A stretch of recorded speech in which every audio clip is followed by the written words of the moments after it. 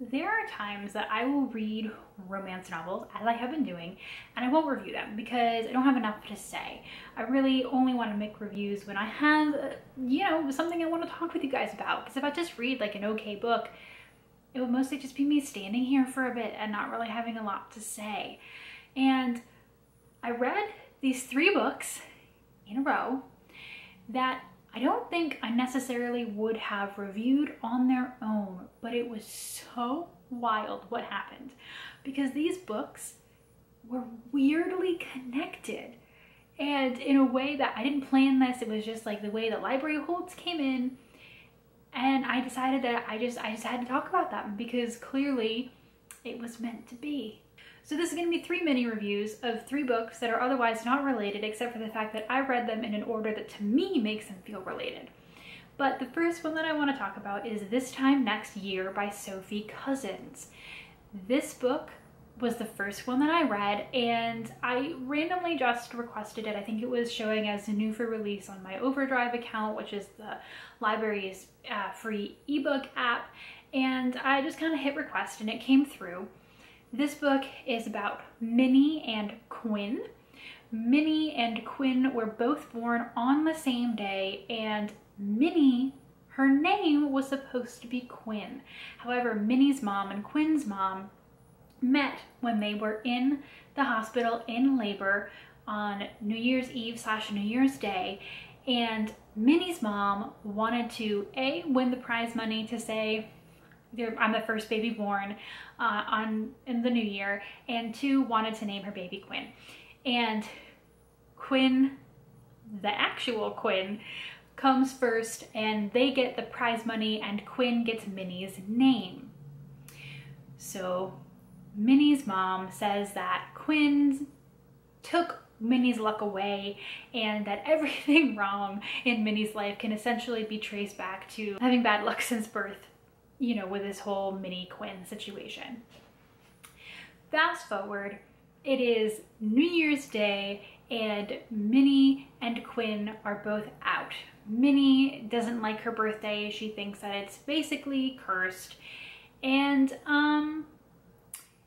lo and behold, she ends up at Quinn's birthday party.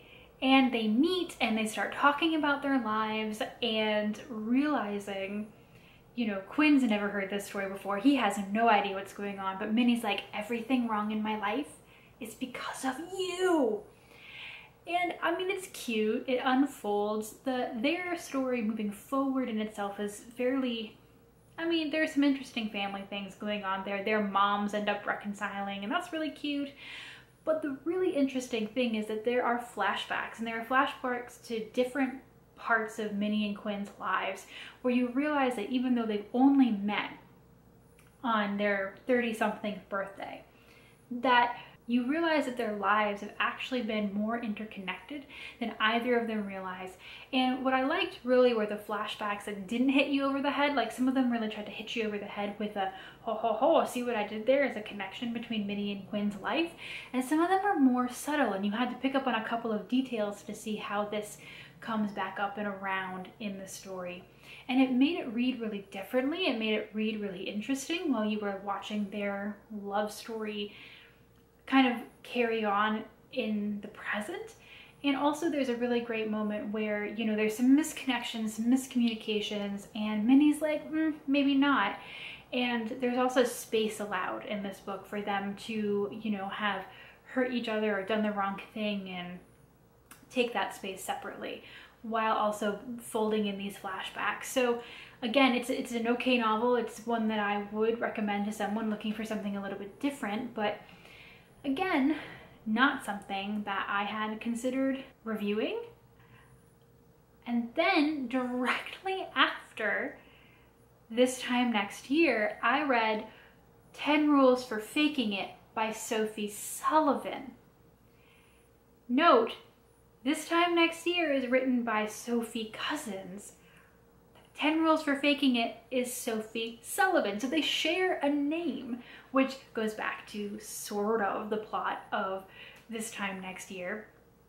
But 10 Rules for Faking It is about a woman named Everly who believes that her birthday is cursed.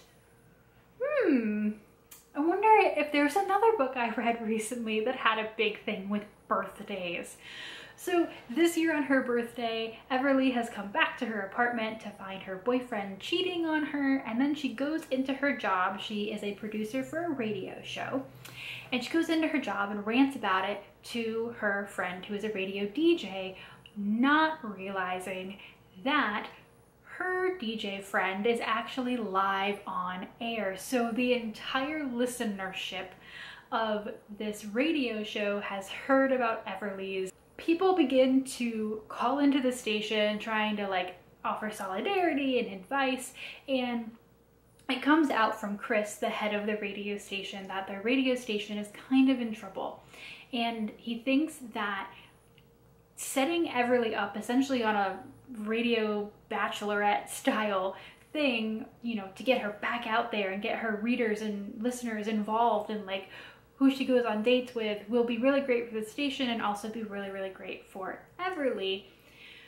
Chris, of course, has liked Everly from the second that he stepped into the station, and he has a secret identity, if you will, of his own, secrets that he's not sharing with the rest of the staff. You know, the big one being that he really likes Everly, and watching her go out on dates with other guys just makes him want to like punch a wall. One of the best parts about this book also is that Everly has anxiety. Everly has real anxiety, the kind that is a discussion throughout the entire book. It impacts her life. Her parents don't really understand it. Her best friends try to help her deal with it. And it's probably one of the more realistic depictions of anxiety in just books in general that I've seen. So that was also really nice to see anxiety handled in a way that it's not just like, if you just close your eyes and count to 10, it'll go away. Like, sometimes it just comes up at odd moments and just kind of wrecks your life. And you know there's nothing to be anxious about, but your brain does not, and things happen. So I really enjoyed reading that. It was very sweet.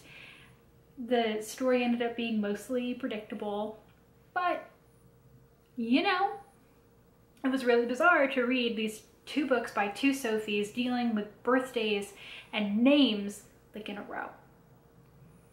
And then I get my next book.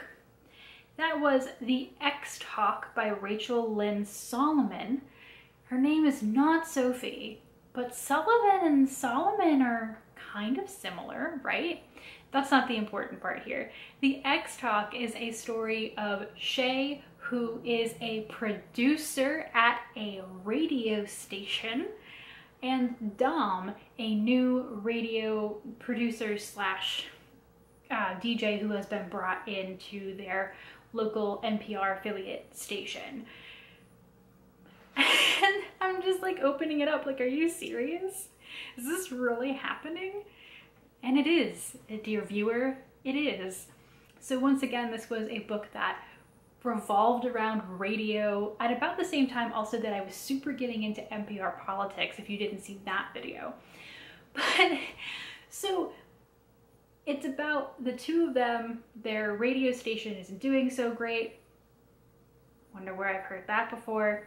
And the owner of the station decides that Shay and Dom are going to run a program together called the X-Talk, where they pretend that they have dated and broken up and are now talking about it and relationships.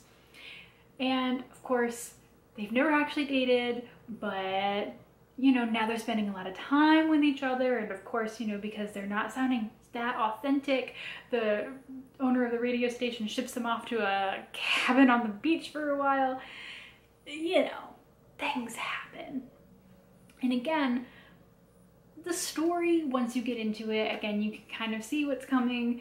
It's funny, it's cute. Again, all three of these books are books that I would recommend, but individually, they weren't books that I would have sat here and done a review about. But I just couldn't believe the birthday and names, two authors that share a name, and then this one also has to do with birthdays, but then radio. And then I read another romance novel that centered around radio, and I was just like, This is so weird. I was really afraid for the fourth book that I read, but it totally broke the cycle because it was one of my nonfiction ones. So whatever was happening there, it's really funny.